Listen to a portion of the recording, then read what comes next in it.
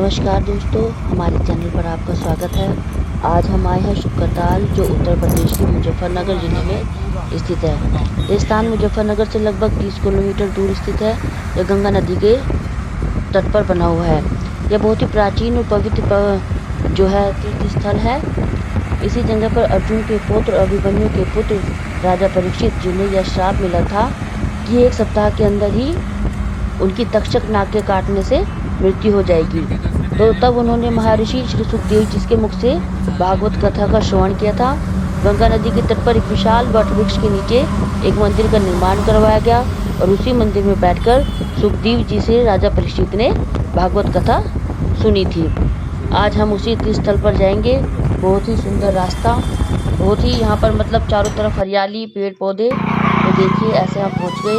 ये इस तरह से मेन गेट बना हुआ है और यहाँ से हमारा शुरू होता है सुखदेव जी का मंदिर का जो हमारा जाने का रास्ता है। इस तरह से ये बना हुआ है, बहुत ही सुंदर देखने में लगता है। आइए तो हम चलते हैं इस वट वृक्ष के दर्शन करने के लिए। ये चारों तरफ देखिए, इस तरह से धर्मशालाएं बनी हुई हैं, मंदिर बने हुए हैं। जब ये रास्ता थोड़ी ऊंचाई पर चढ़ते हुए हम जाएंगे तो हम देखेंगे कि अलग अलग तरह के भवन जो है यहाँ पर बने हुए हैं। इस तरह से ये देखिए, ये सब धर्मशालाएं हैं। यहाँ पर जिस तरह से मंदिर है उस तरह से रहने की, खाने की व्यवस्था भी बहुत उत्तम है। आप आएंगे तो आपको आराम से यहाँ पर धर्मशालाएं मिल जाएंगी, बहुत ही कम दामों पर, और खाना पीना सब सुविधा बहुत अच्छी है।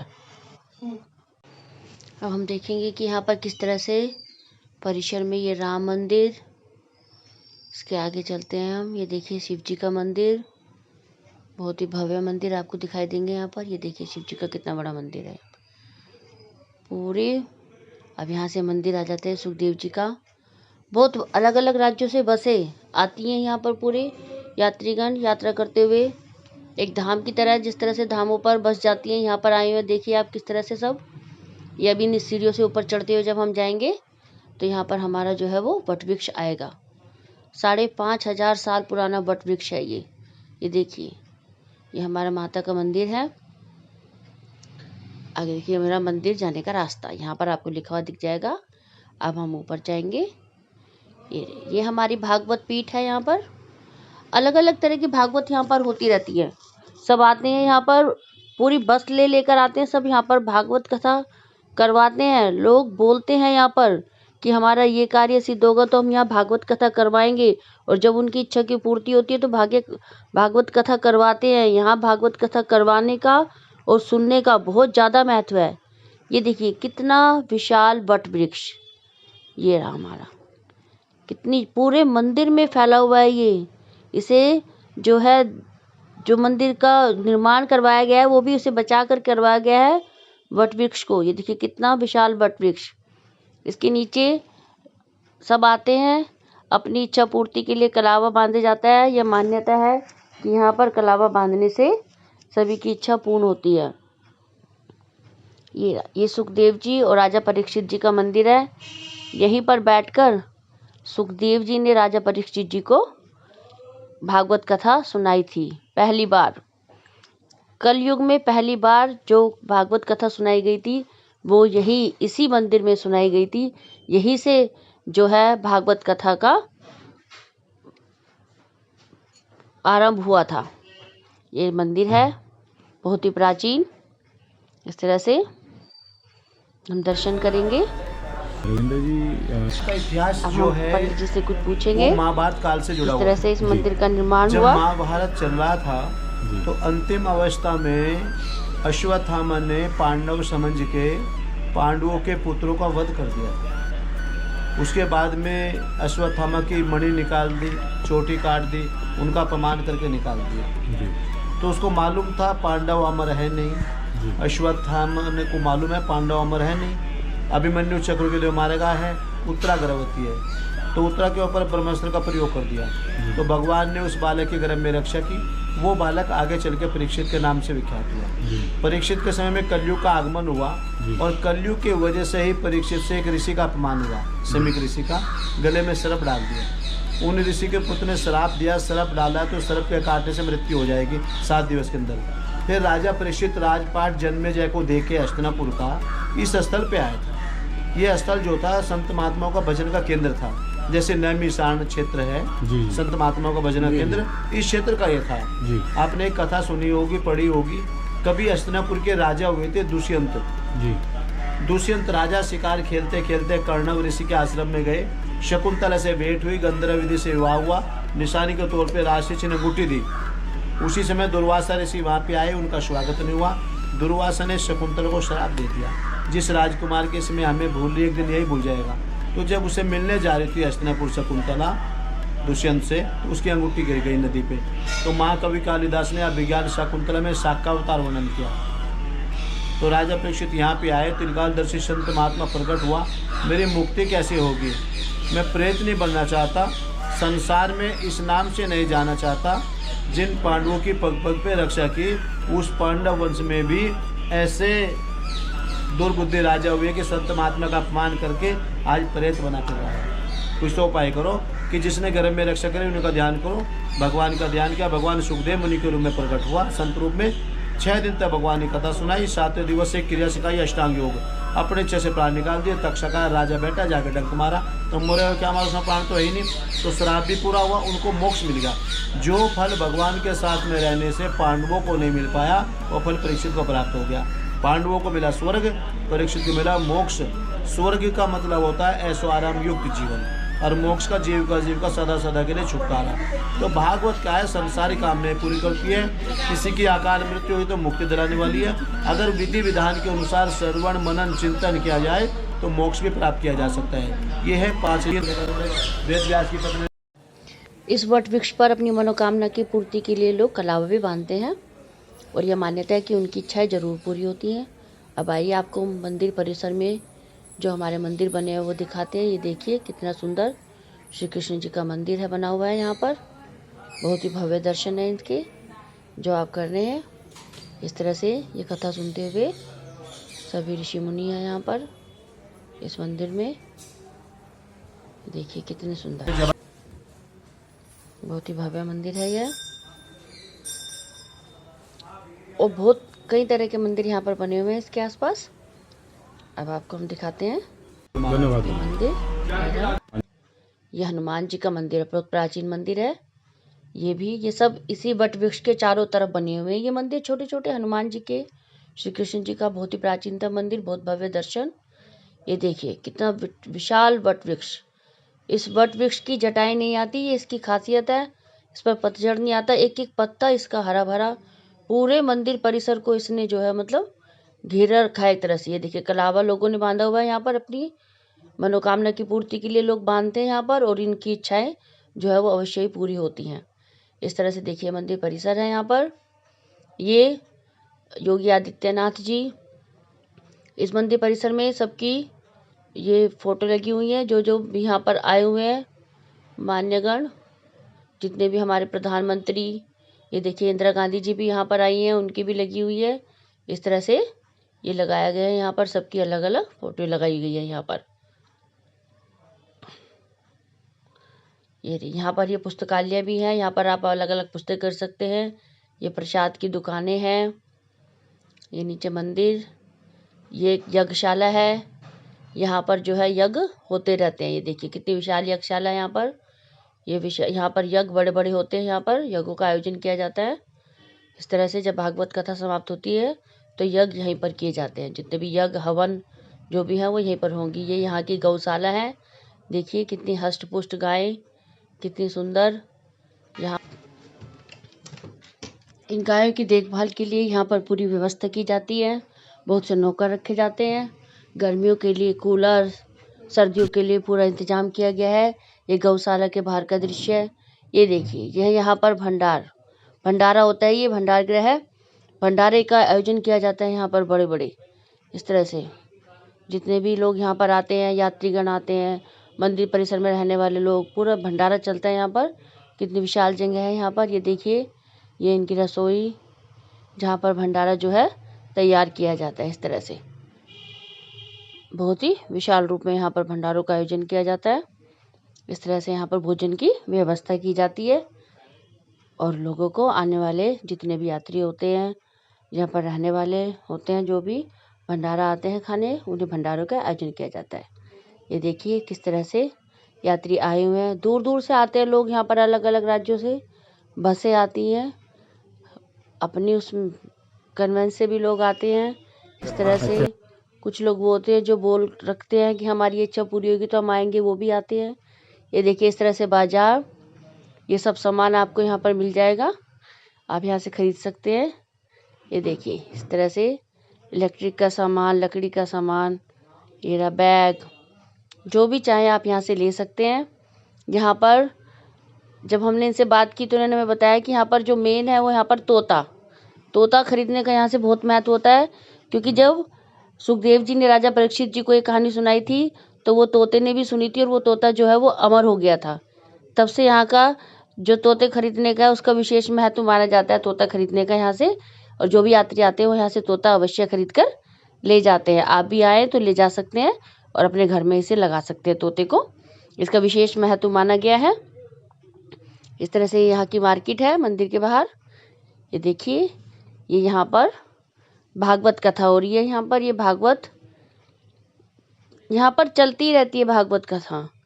कभी किसी भाषा में, अलग अलग भाषाओं में जो है भागवत कथा यहाँ पर कराते हैं लोग आकर, अलग अलग राज्यों से।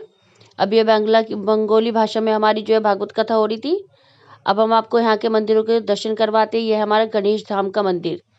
ये देखिए इस तरह से विशाल का मंदिर है, ये भी गणेश धाम इसका नाम है। गणेश जी का विशाल मंदिर है ये, 35 फीट ऊंची प्रतिमा है यहाँ पर गणेश जी की। तो आइए अब हम दर्शन करते हैं इस गणेश की मूर्ति, जो प्रतिमा है। ये देखिए कितने विशाल का गणेश जी है, बहुत ही भव्य है, बहुत ही सुंदर। ये इनकी मूर्ति आप देख सकते हैं, और इनके पीछे पंडित जी है, और नीचे हमारा जो है शिव जी का मंदिर है सामने। इस तरह से ये हमारा गणेश धाम का मंदिर, ये है पूरा मंदिर परिसर, आप देख सकते हैं। इस तरह से बहुत सुंदर दर्शन है गणेश जी के। अब ये मंदिर हमारा है हनुमत पीठ, हनुमान जी के मंदिर है ये। आइए अंदर चलते हैं। ये देखिए प्रसाद है यहाँ पर, ये भी दुकानें, अलग अलग सामान खरीद सकते हैं प्रसाद की यहाँ पर।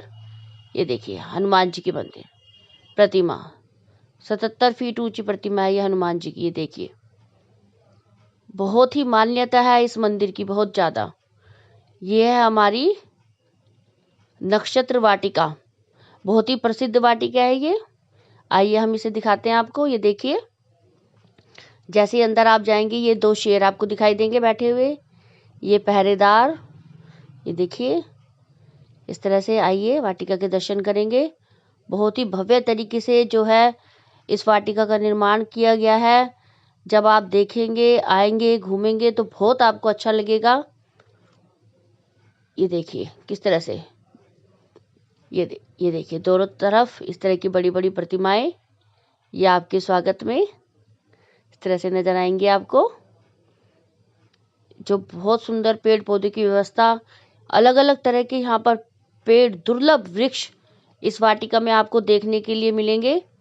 ये हमारा शिव जी का मंदिर है देखिए, और नवग्रह है इसके चारों तरफ, नवग्रह है। और ये हमारे, ये देखिए इस तरह से वाटिका की देखभाल करते हुए कर्मचारी, पूरी इस तरह से सुंदर, बहुत सुंदर, बिल्कुल इक्वल। ये जो दोनों तरफ लगाए गए हैं पेड़ बिल्कुल इक्वल मात्रा में। ये देखिए इस तरह से ये हमारी सुंदर शिवजी महाराज की प्रतिमा, उनकी जटा से बहती हुई गंगा, एक से एक दुर्लभ वृक्ष आपको यहाँ देखने को मिलेंगे।